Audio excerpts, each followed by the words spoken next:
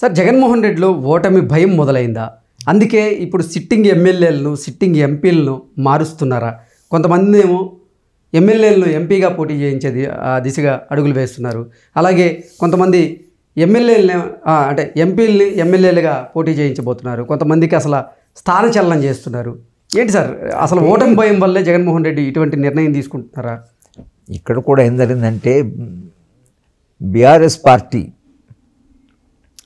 కొందరు ఎమ్మెల్యేలను మారుస్తే కొంచెం పరిస్థితి భిన్నంగానే ఉండేది. చాలామంది ఎమ్మెల్యేలు ల్యాండ్ గ్రాబర్స్, ఎక్కడ భూములు కావాలంటే వాటిని ఆక్రమించుకున్నారు. సో కోట్ల రూపాయల ఆస్తులు చేసుకున్నారు. ఇది ప్రజలు గమనించారు. కనుక ఇది ఏమిటి అసలు, వీడు పవర్కి వచ్చినప్పటి నుంచి వాడి ప్రాపర్టీ వాడి ఇదే వాడు కోర్టు సంపాదించిన తప్పించి బట్ ప్రజల గురించి ఏమి పట్టించుకోండి అనేది. ఎమ్మెల్యేని మారిస్తే సరే, ఆ ఎమ్మెల్యేని మార్చారు, వాడు కరప్ట్ కాబట్టి పార్టీ వాడిని పనిష్ చేసింది, పార్టీ పనిష్ చేసింది, కొత్తవాడు వచ్చాడు అని కొంత ఓట్లు వేయడానికి అవకాశం ఉండేది. ఆయన ఏం చేస్తాడు, అందరినీ పాత వాళ్ళని అనౌన్స్ చేసి. అందుకని ఇప్పుడు జగన్మోహన్ రెడ్డి చాలామందిని మార్చాలి అని అనుకుంటున్నాను. దీని నుంచి తెలంగాణ నుంచి నేర్చుకున్న పాఠం సార్. ఇప్పుడు మరి ఇంతమంది సిట్టింగ్ ఎమ్మెల్యేలు మార్చడం జగన్మోహన్ రెడ్డికి ఇప్పుడు సిట్టింగ్ ఎమ్మెల్యేకు పబ్లిక్ మీద కొంచెం హోల్డ్ ఉంటే నష్టం, ఎందుకంటే వాడు ఎనిమి అయిపోతాడు. వాడు హోల్డ్ లేకుండా చాలా అన్పాపులర్ అయితే పార్టీకి లాభం. ప్రజలు ఓడగొట్టవలసిన వాడిని ఆయనే తీసేశాడు. కాబట్టి ఆయన గుర్తు చేసుకున్నాడు, ఈ ఎమ్మెల్యే కరప్ట్ లేకపోతే వీడు భూములు ఆక్రమించేవాడు ఆయన అర్థం చేసుకున్నాడు. కాబట్టి ప్రజల మనస్సు ఆయనకు అర్థమైంది కాబట్టి తీసేశాడు. కనుక కొత్తవాడు వస్తున్నాడు అనుకో, ఆయనకు ఒక అవకాశం ఇద్దామని ఆయనకు ఒక పాసిబిలిటీ ఉంటుంది. ఓకే, కానీ పాతవాడిని పెడితే వాడిని నిన్నటిదాకానే డబ్బులు చేసుకున్నాడు అనేది ప్రజల్లో ఉండే ఆగ్రహము. క్యాండిడేట్ బట్టి కూడా కొంత మారుతుంది. Candidate also matters in the system. Okay, so Rajya Sabha ఎన్నికలకి నోటిఫికేషన్ వచ్చేసింది. ఆల్మోస్ట్ ఆల్ ఆంధ్రప్రదేశ్లో 3 సీట్లు ఉన్నాయి రాజ్యసభకు సంబంధించి. వైసీపీకి ఏమో 151 ఎమ్మెల్యేల బలం ఉంది దగ్గరగా. ఇప్పుడు టీడీపీకి 23 మంది ఎమ్మెల్యేల బలం అయితే ఉంది. టీడీపీ మాత్రం అంటే ఒక రాజ్యసభ స్థానానికి దగ్గరగా 50 మంది ఎమ్మెల్యేల మద్దతు అయితే కావాలి. ఈ నేపథ్యంలో టీడీపీ రాజ్యసభ ఎన్నికల్లో ఒక స్థానానికి పోటీ చేయబోతోంది. టీడీపీ గెలిచే అవకాశం ఉందా? ఎమ్మెల్సీ ఎన్నికల పునరావృతం కాబోతాయా? రాజ్యసభ ఎన్నికల్లో స్పష్టమైన మెజారిటీ ఉంటేనే సాధ్యం. లేకపోతే మీరు వాళ్ళ ఎమ్మెల్యేలు కొందరైనా ఓటు వేయాలి, వీళ్ళ ఎమ్మెల్యేలు వాళ్ళకన్నా వేయాలి. సో ఎవరెవరిని కొంటారు అనేది ఈ దశలో ఎవరిని ఎవరు ఆకర్షిస్తారు, లేదా చంద్రబాబు పవన్ కళ్యాణ్ గెలిచేట్లుగా ఉంది అంటే కొందరు ఎమ్మెల్యే ఇక్కడ దూకొచ్చు. ఇంకొకటి ఏంటంటే అసలు సిట్టింగ్లకి చాలామందికి జగన్మోహన్ రెడ్డి సీట్ ఇవ్వట్లేదు కాబట్టి వాళ్ళు కూడా ఇటు క్రాస్ ఓటింగ్ చేసే అవకాశం ఉంటుంది. అంటే అది అంటే వీడు పూర్తి ఇవ్వడు అని ఫీల్ అయితే దెమిజం. ఓకే, వీళ్ళంతా అమ్ముడుపోయేవాళ్ళే కదా. ఇప్పుడు ఈ సరకు ఒక నాయకుడిని పట్టుకొని, ఒక ఐజాన్ని పట్టుకొని, ఒక పార్టీని పట్టుకునే సరుకు కాదు ఇది. అంతా అమ్ముడుపోయే సరుకే. ఎవరు ఎక్కువ వాల్యూ కొంటే వాడు అయిపోతారు. కనుక రాజ్యసభకు 50 కోట్లు 30 కోట్లు, ఇక 30 కోట్లు మనకు జీవితంలో ఎప్పుడు పోయింది. అసలు ఎలాగో ఎన్నికలు వస్తున్నాయి, గెలుస్తామా ఓడతామా. సో కాబట్టి let us vote for the opposition అని అనుకున్నా మనకు పెద్ద ఆశ్చర్యపోవాల్సిన అవసరం లేదు.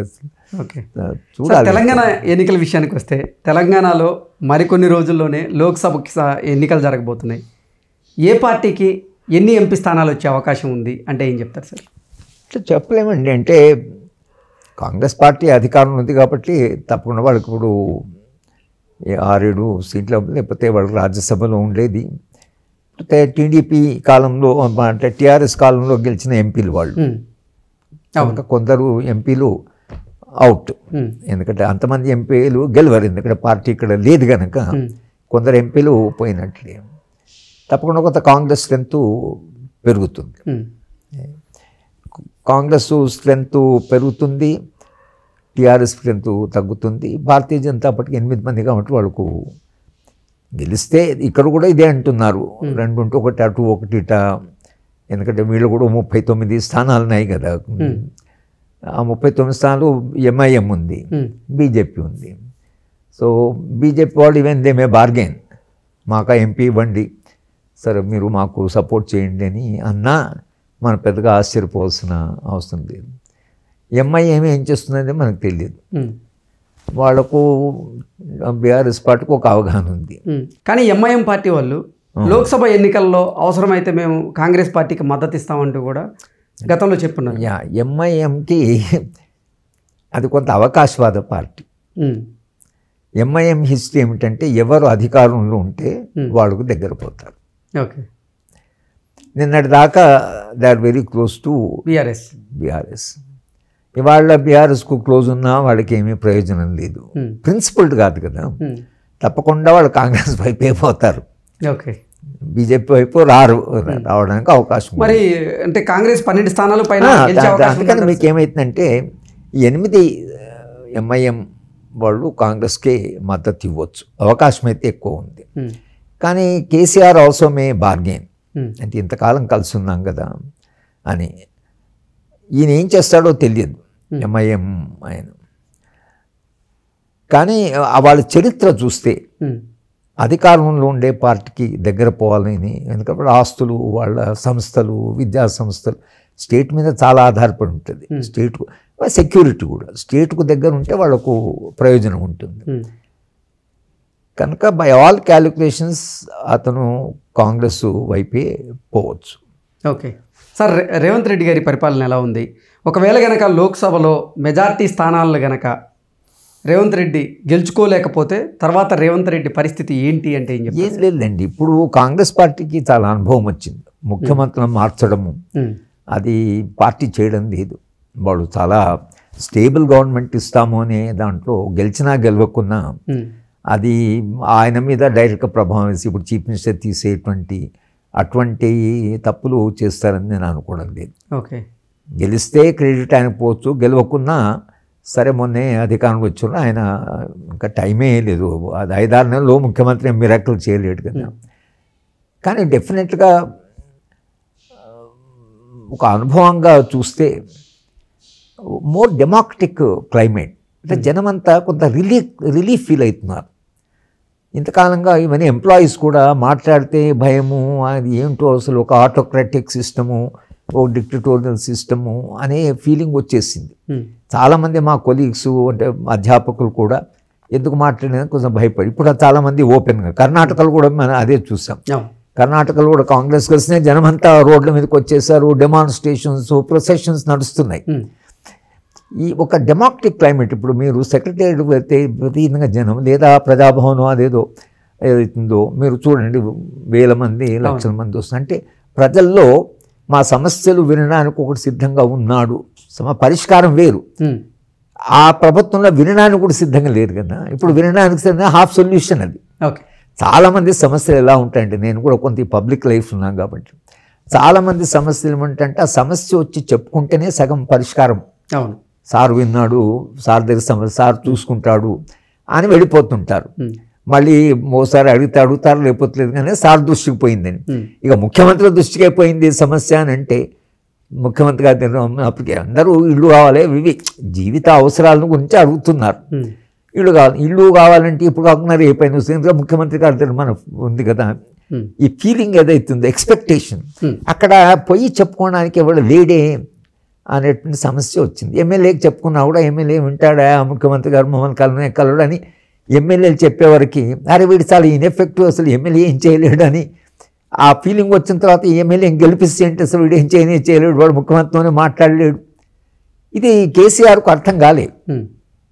ఆయన నా సంక్షేమ కార్యక్రమాన్ని దళిత్ బంధు, నేను రైతు బంధు, నేను షాదీ ముబారక్, నేను అది ఇచ్చాను ఇది ఇచ్చాను, కనుక నా కోటకపోతే ఎక్కడ పోతారు అనేటువంటి ఫీలింగ్ ఉంది. కానీ అది ఒక్కటే సరిపోదు. మీరు కొన్ని సమస్యలు పరిష్కరించారు, చెరువులను ఉద్ధరించారు, ప్రాజెక్టులు కొంత ఏది చేశారు, నీళ్లు కొంత తీసుకొచ్చారు, ఇదంతా నిజమే. ఆయన కొన్ని సంక్షేమ కార్యక్రమాలు ఇచ్చారు. కానీ అందరి సమస్యలు పరిష్కారం కావు.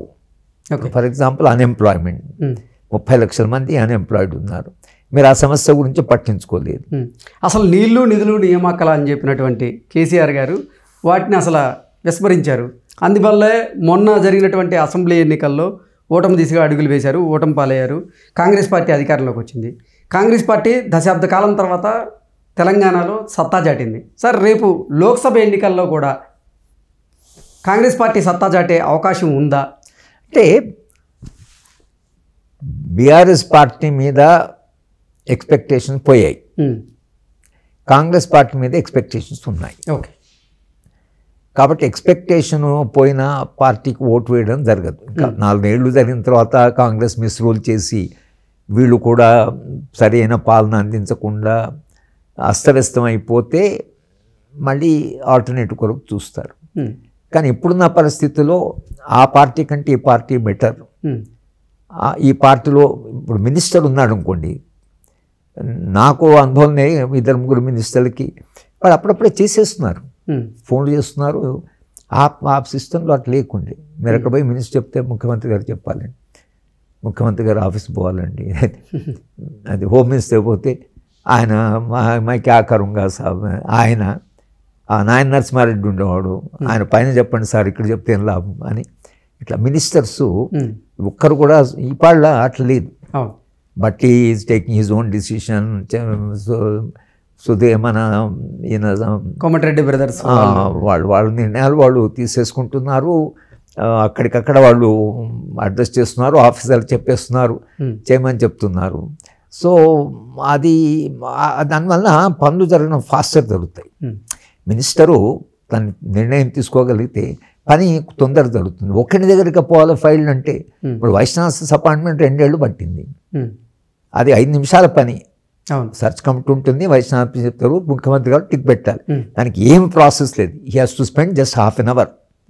ఆ ½ అన్ అవర్ ఆయనకు 2 ఏళ్ళు దొరకలేదంటే ఏమర్థం అండి? దానికి డబ్బులు లేవు, దానికి బడ్జెట్ కాదు, ఉట్టి వైస్ ఛాన్సలర్ అపాయింట్మెంట్. యూనివర్సిటీకి ఒక నాయకుడు ఉండాలి అంటే ఈ లేజినెస్ లేదా ఏం జరుగుతుంది, ఏం వైస్ ఛాన్సలర్ లేకపోతే ఏమవుతుంది, ఇది చాలా నిర్లక్ష్య ధోరణి.